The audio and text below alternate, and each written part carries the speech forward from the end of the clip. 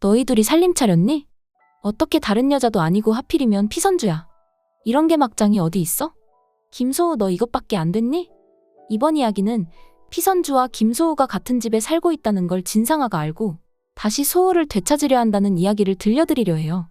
재미있는 이야기 시작하겠습니다. 구독과 좋아요 한번 눌러주시고 시청해보세요. 살다 보면 남이 떡이 더 커 보일 때가 있습니다. 우스갯소리로 바람피는 것들은 김태희랑 결혼해도 전원주랑 바람난다고들 하잖아요. 진상아 이것도 하는 꼬라지를 보니 이미 잡은 물고기 전남진을 두고 또 전남편 김소우한테 눈이 돌아갈 것 같네요. 진상아랑 전남진이 본격적으로 살게 되면 무조건 균열이 생길 겁니다. 아직 진상아는 전남진이 살았던 과거를 몰라요. 그냥 눈에 콩깍지가 끼어서 이래도 좋고 저래도 좋은 상태지만 실상 살고 나면 전남진이 하는 모든 게 껄끄러워질 거예요. 사는 방식이 달랐잖아요. 선주는 전남진과 똑같이 평범하게 살아왔던 여자라 괜찮았지만 진상아는 부자로 살아왔으니 전남진이 하는 짓이 전부 다 싼티나고 짜증날 겁니다. 거기다 집에서 보는 전남진 얼굴을 같은 일터에 같은 방에서도 보니 얼마나 질리겠어요? 남편 두고 바람 폈을 때는 스릴 있고 재미있었는데 막상 누군가의 남편이 아닌 이혼남 전남진이라는 인간은 상아에겐 재미도 없고 실증도 날 겁니다. 그러나 중 선주 만나 나날이 얼굴에 빛이 나는 소우를 보게 되겠죠. 나랑 살 때는 그저 순하고 욕심도 없고 열정도 없었던 그 남자가 선주랑 함께 있으니 멋지고 열정있고 또 행복해 보였습니다. 진상아는 배알이 꼴리겠죠. 내가 버렸으면 불행하고 울고 힘들어해야 하는데 왜 더 좋아 보이지? 괜히 바람 폈나? 하씨, 이럴 줄 알았으면 전남진이랑 바람 피는 게 아니었는데 하고 아까운 기분을 느낄 겁니다. 하지만 이미 일은 벌어졌고 전남진은 이혼까지 했어요. 소우는 바람을 핀 상아를 용서해줄 생각도 없어 보였습니다. 엎질러진 물처럼 다시 되돌리는 건 불가능해졌죠. 하지만 진상아 이건 지 마음대로 살았던 여자라 그런 건 신경도 안 써요. 전남진도 실증 났고 김소우는 멋져 보이니 어떻게 하겠습니까? 진상아는 다시 소우를 남편으로 데려올 생각을 하게 됩니다. 그래서 테리가 보고 싶다는 되지도 않는 핑계로 소우가 현재 살고 있는 집으로 찾아가게 되지요. 소우가 살고 있는 집을 찾는 건 아주 쉬웠습니다. 소우가 협의 이혼서 주소란에 현재 테리와 함께 살고 있는 집을 적어놨기에 내비만 찍고 바로 갈 수 있었죠. 자동차 문을 열고 나온 상아는 소우가 살고 있다던 우중충하고 낡은 대문을 마주하고 그럼 그렇지 하는 약간의 안도감이 들었습니다. 이런 거 보면 없는 티가 딱 난다니까? 그 정도 벌었으면 못해도 주상복합 아파트 정도는 살아야지. 아무리 재개발지어도 이런 낡고 허름한 곳에 어떻게 테리랑 살아? 싶은 상아였죠. 없이 살아온 소우에 대한 한심함과 함께 김소우 네가 나 아니면 어떡하겠니 싶은 깔보는 마음으로 상아는 대문에 있는 벨을 눌렀습니다. 소우가 나타나면 테리가 보고 싶어 왔다고 둘러대다 슬쩍 바람펴서 미안하다 사과하려 했으니까요. 그런데 누구세요? 하는 목소리는 선우가 아니었습니다. 여자의 목소리였죠. 집을 잘못 찾았나 싶은 상아 앞에 대문을 열고 온 사람은 놀랍게도 선주였습니다. 너 피선주야? 어? 진상아, 너 우리 집엔 웬일이야? 여기가 니네 집이라고? 정말 니네 집이야? 나는 이런 집에 사는 것도 너한테 의심받아야 하니? 나 서울로 이사 온 뒤로 쭉 여기서만 살았어. 못 믿겠으면 내일 등본이라도 떼줄까? 어이없어 하는 선주를 보며 순간 상아는 대문 너머 누군가를 보았습니다. 소우였죠.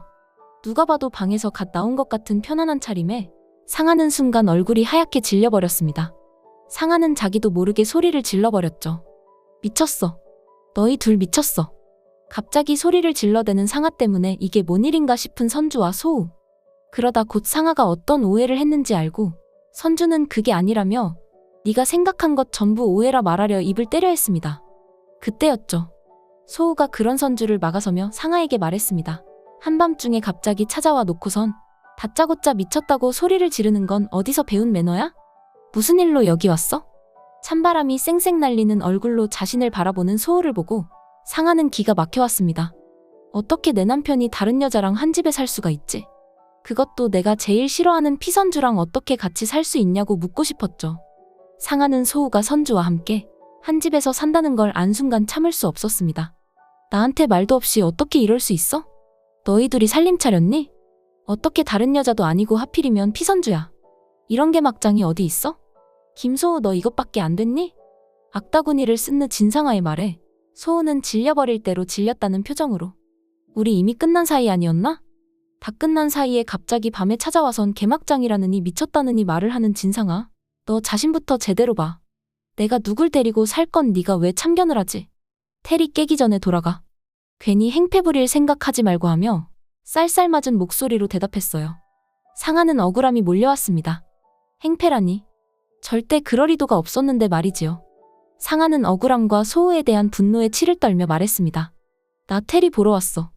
테리 당신 아들만 아니야. 내 아들이기도 하다고.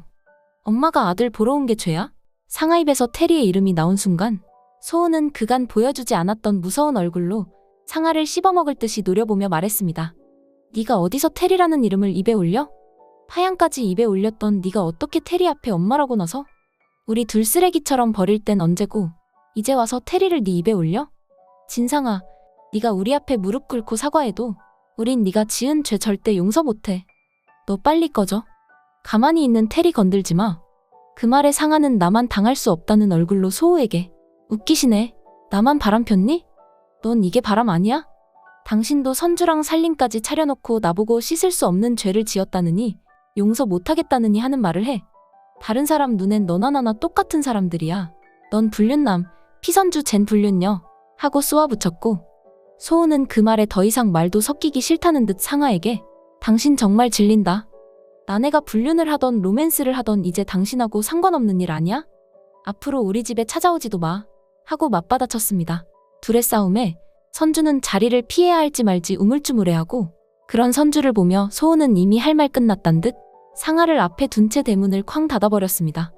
그렇게 상하는 소득 없이 집으로 돌아왔고 그 사실을 곧바로 선주의 전남편인 전남진에게 알렸어요.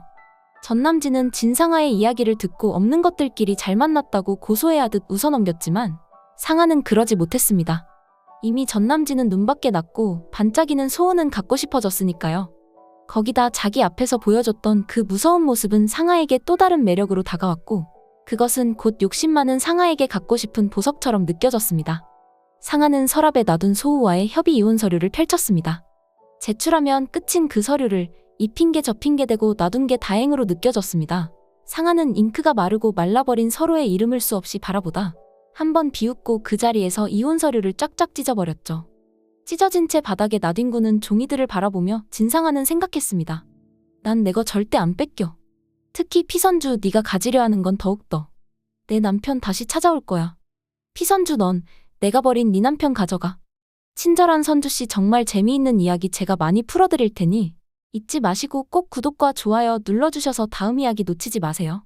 친절한 선주씨는 드라마는 재미가 책임지고 재미나게 시청할 수 있게 만들어드리겠습니다. 드라마는 재미 잊지 마세요. 끝까지 시청해주셔서 감사합니다.